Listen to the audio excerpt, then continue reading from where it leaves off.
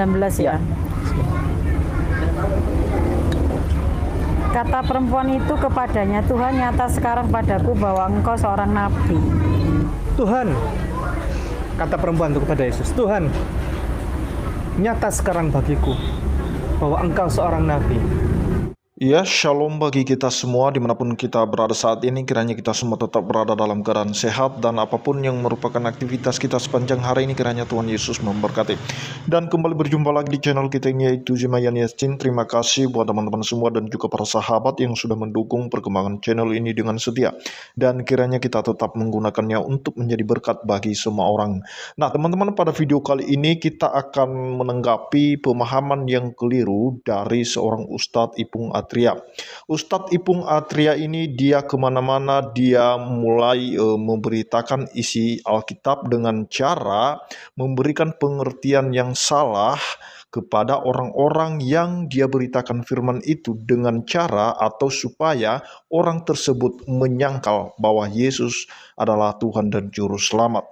Dan saya kurang tahu apakah Ipung Atria ini sudah mulai takut, mulai sudah tidak yakin dengan keyakinannya sekarang ini, sehingga dia lebih cenderung untuk memberitakan isi Alkitab.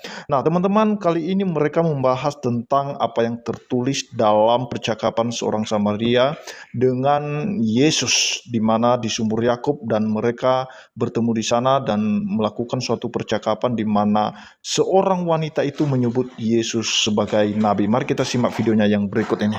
19 ya.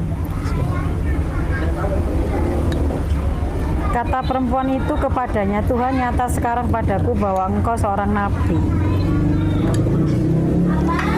Ya. Ada yang janggal nggak dari ayat itu? Menurut Bu Melani, kata perempuan itu kepadanya, Tuhan, itu maksudnya kepada Yesus. Tuhan, kata perempuan itu kepada Yesus, Tuhan, nyata sekarang bagiku bahwa engkau seorang nabi. Ada yang janggal tidak? Perasaanku kan ini yang jawab kan yang perempuannya ya, yang menyatakan bukan dari yang bukan dari Yesus, tetapi perempuan. Bukan ini yang menyatakan dia itu seorang nabi, itu aja. Tuhan. Kejanggalannya ini, satu, ini ada kata Tuhan. Yang kedua, ini ada kata nabi. Iya, betul. Tuhan mengapa disebut sebagai nabi? Saya buka di TB2. Coba. Yohanes. Kali ini masih belum ada di online soalnya. Yohanes pasal 4 ayat 19. Ini lebih jelas, Bu. Ini lebih jelas. Yang ini yang bawah. Tidak kecil kok, besar tulisannya. Kata perempuan itu kepadanya, Tuhan, ya Tuhan lagi. Iya. Tuhan, nyata sekarang padaku bahwa engkau seorang nabi. Ini yang di sini apa tadi, Bu? Tuhan. Iya, yang di situ di HP tadi, di sini Tuhan. Di situ Tuhan. Ini adalah bukti nyata bahwa Alkitab ini, yang ini lebih jujur. Yang ini lebih jujur.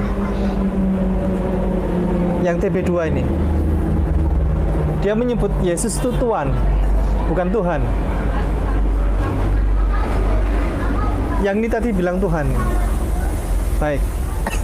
Dulu Bible zaman dulu itu tulisannya Tuhan. Tahun-tahun sebelumnya kita bisa lihat di Alkitab Sabda di online tuh bisa. Ini dikembalikan lagi menuju yang awal, Tuhan. Ambiguitas bahasa, hutang, utang, pembaruan, orang hutan, orang utang. Terus kemudian ini, Tuhan sama Tuhan. Tuhan. Baik, kita akan coba buka di Bible Ortodoks, Bible Alkitabul Muqaddas, Bible bahasa Arab, Bible yang dipakai oleh Kristen Ortodoks. Yang ini mereka lebih percaya bahasa Arab karena dianggap sebagai bahasa yang lebih dekat dengan Yesus. Saya bacakan, Bu, ya. Ini. Qalat lahu al-imra'ah, ya sayyid Ini ara annaka nabiyan. Ini bahasa Arab, artinya sama seperti tadi. Qalat lahu al-imra'ah. Qalat lahu al-imra'ah. Berkata ini perempuan itu kepada Yesus, ya Sayyid. Pernah dengar kata Sayyid? Sayyidina, Sayyid. Pernah dengar kata Sayyid? Sayyidi, Sayyid. Itu namanya tuan. Tuan. Misalnya Sayyid siapa? Sayyid Muhammad. Sayyid siapa gitu? Sayyidina Ali, Sayyidina. Orang biasanya menyebut Sayyidina Abu Bakar. Itu saya itu tuan. Nah, itu dia videonya teman-teman, dengan Ipung Atria memberitakan tentang isi Alkitab serta membelokkannya, maka genaplah atau terjadilah apa yang difirmankan oleh Tuhan Yesus, apa yang sudah diperingatkan oleh Tuhan Yesus, bahwa waspada dan berhati-hati kepada guru-guru palsu yang mereka itu menyamar seperti orang Kristen, mengajar firman Tuhan, tetapi sebenarnya mereka adalah serigala ya, yang berbulu domba. Mereka menyamar seolah-olah mereka seperti orang Kristen mengajar Alkitab. Nah teman-teman, itu yang perlu kita hati-hati, karena target mereka adalah orang-orang yang masih awam, yang tidak terlalu dalam memahami kebenaran firman Tuhan, karena mereka potong satu ayat dan kemudian mereka simpulkan, dan mereka berusaha untuk membelokkan pengertian atau ayat, makna-makna ayat dari ayat yang mereka kutip. Nah teman-teman, ketika mereka mengutip dari Yohanes 4 ayat 19, maka mereka menyimpulkan bahwa Yesus itu nabi sesuai dengan perkataan perempuan Samaria itu. Mereka tidak membahas secara keseluruhan cerita ini teman-teman, atau percakapan antara Yesus dengan perempuan Samaria ini. Dan memang itulah jurus guru-guru palsu ya. Mereka berusaha mengutip ayat demi ayat, dan mereka menganggap itu sebagai suatu senjata bagi mereka untuk menyerang, untuk mengelabui mata rohani orang-orang yang masih awam. Nah teman-teman, untuk itu mari kita tetap waspada dan hati-hati terhadap guru-guru palsu. Oleh karena itu, mari kita akan melihat bagaimana cerita dialog kenapa bisa ada atau muncul ayat 19 itu, sehingga perempuan Samaria tersebut mengatakan bahwa Yesus adalah seorang nabi.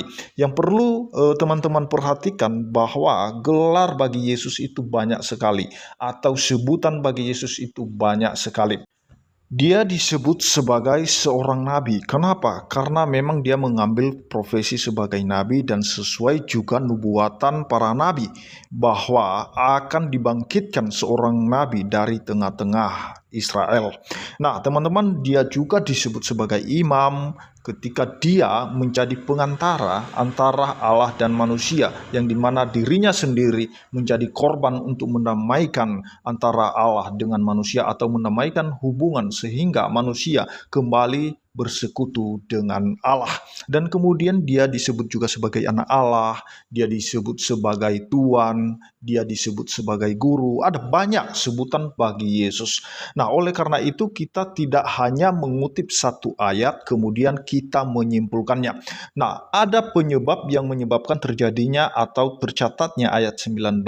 Mari kita melihat secara keseluruhan ya, apa percakapan mereka. Nah sebenarnya percakapan ini dimulai ketika Yesus dan perempuan Samaria ini bertemu di sumur Yakub. Dan di ayat 13 teman-teman ada satu jawaban di situ yang diberikan oleh Yesus kepada perempuan Samaria itu. Dia berkata, jawab Yesus kepadanya, barang siapa minum air ini, ia akan haus lagi. Nah karena sebelumnya Yesus itu meminta air kepada perempuan Samaria. Dan kemudian perempuan Samaria itu berkata, bagaimana engkau meminta air kepadaku sedangkan engkau adalah seorang Yahudi? Karena menurut tradisi bahwa Samaria dan Yahudi itu ada suatu perselisihan yang memang menurut tradisi tidak boleh bersatu ya, tidak boleh bertemu karena ada suatu permasalahan, ada latar belakang masalah. Dan kemudian di ayat 13 Yesus berkata, barang siapa minum air ini ia akan haus lagi. Air yang dimaksud Yesus itu dari sumur Yakub itu. Ayat 14, tetapi barang siapa minum air yang akan kuberikan kepadanya, ini perkataan Yesus, ia tidak akan haus untuk selama-lamanya. Sebaliknya, air yang akan kuberikan kepadanya akan menjadi mata air di dalam dirinya yang terus-menerus memancar sampai kepada hidup yang kekal.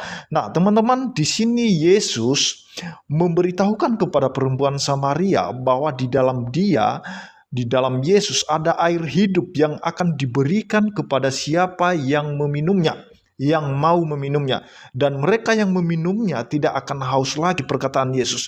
Lalu muncul pertanyaan kepada kita, siapa Yesus sebenarnya sehingga dia mengatakan dirinya sebagai air hidup yang memberikan kehidupan bahkan sampai kepada hidup yang kekal. Siapa dia? Para nabi sebelumnya tidak pernah mengatakan demikian diri mereka. Mereka tidak pernah mengaku bahwa dirinya air hidup. Mari kita lihat ayat 15. Kata perempuan itu kepadanya, Tuhan, berikanlah aku air itu, supaya aku tidak haus dan tidak usah datang lagi ke sini untuk menimba air. Maka yang dimengerti oleh perempuan Samaria ini adalah air secara hurufiah. Sedangkan yang dimaksud Yesus di situ, air di situ adalah suatu kehidupan yang kekal. Dan kemudian di ayat 16, kata Yesus kepadanya, pergilah, panggillah suamimu dan datang ke sini. Ayat 17, kata perempuan itu, aku tidak mempunyai suami.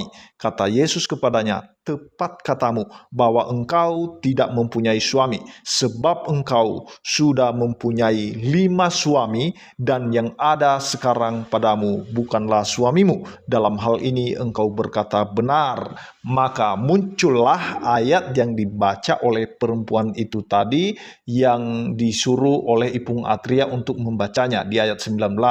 Kata perempuan itu kepadanya, Tuhan, nyata sekarang padaku bahwa engkau seorang nabi. Nah, kenapa seorang perempuan Samaria ini mengatakan Yesus sebagai nabi? Karena perempuan Samaria ini, dia pernah dengar tentang nubuatan para nabi, dan juga dia tahu bahwa orang-orang Yahudi itu sedang menanti-nantikan seorang nabi yang dijanjikan Allah kepada para nabi sebelumnya. Itulah sebabnya Yesus dikatakan sebagai nabi, dan juga di dalam ayat 18 dikuatkan di sana karena Yesus Maha tahu di sana. Apa yang dia tahu di sana, apa yang diketahui oleh Yesus tentang perempuan Samaria itu, bahwa dia punya 5 suami dan yang ada sekarang padanya bukanlah suaminya. Dalam hal ini engkau berkata benar, kata Yesus kepada perempuan ini, karena dia jujur. Dan kemudian di ayat 19, dengan kagum, dengan heran, dengan luar biasa dia melihat pengetahuan Yesus tentang dirinya, sehingga ia mengatakan bahwa nyata sekarang bahwa engkau adalah seorang nabi. Dan kemudian di ayat 20, nenek moyang kami menyembah di atas gunung ini, tetapi kamu katakan bahwa Yerusalem tempat orang menyembah. Kata Yesus kepadanya, percayalah kepadaku hai perempuan, saatnya akan tiba bahwa kamu akan menyembah Bapa bukan di gunung ini dan bukan juga di Yerusalem. Ayat 22, kamu menyembah apa yang tidak kamu kenal, kami menyembah apa yang kami kenal, sebab keselamatan datang dari bangsa Yahudi. Nah, keselamatan yang dimaksud oleh Yesus yang datang dari tengah-tengah Yahudi itu, yaitu tentang dirinya yang akan hadir di tengah-tengah, atau yang sudah hadir di tengah-tengah Yahudi. Maka dalam percakapan Yesus dengan perempuan Samaria ada 2 poin yang penting, yaitu air hidup, hidup yang kekal, dan juga penyembahan kepada Bapa dalam roh dan kebenaran. Shalom.